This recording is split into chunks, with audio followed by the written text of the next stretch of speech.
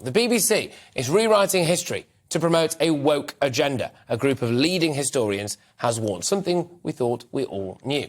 The report from History Reclaimed cites multiple examples of what they describe as bias in the national broadcaster's documentaries and accuses the corporation of failing to offer impartiality. To weigh in on this, I am joined now by Oxford University lecturer Dr Marie Kawthar Daouda. Thank you very, very much for joining me. Now, the BBC, how are they rewriting history, if indeed they are?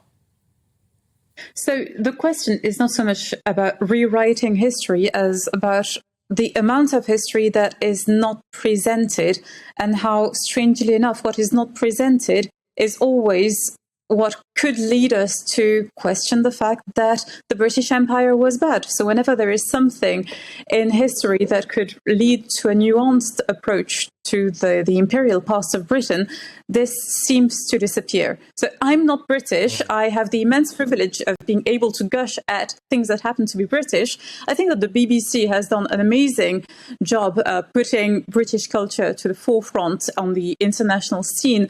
Now, the trouble is that if the only thing that we hear about Britain is that, well, it used to be an empire and it was very, very bad, people who are not experts in history or who do not have the time to dive deeper into the matter will only have a one-sided approach to Britain's past.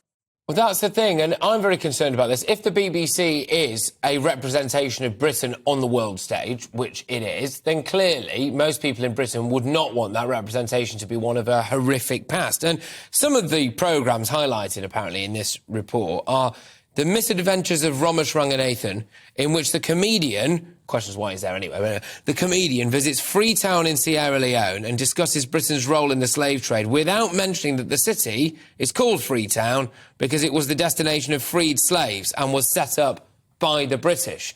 And is it just a willful ignorance here to do Britain down?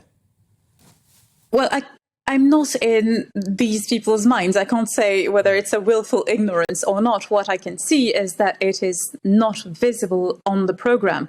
So there were amazing things going on between, during the early 19th century in Sierra Leone, and the way that, in fact, the British fleet has done so much, for instance, to free about 150,000 slaves from the trade that was going on around Africa, would have been a very interesting point to make at that on that topic. Mm-hmm. Now, there's something that also seems to always disappear from the history of Africa when it's done through these channels. It is that Africans were also involved in slave trade. It was something that was commonly done, not just in Africa, but also in Asia and many different civilizations.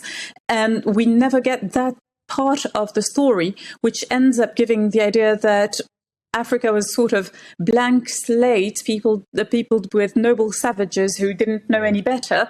And it hides over the fact that there were powerful empires trading slaves and gold, and who were making good money trading with white people who were indeed sailing towards Jamaica or towards America.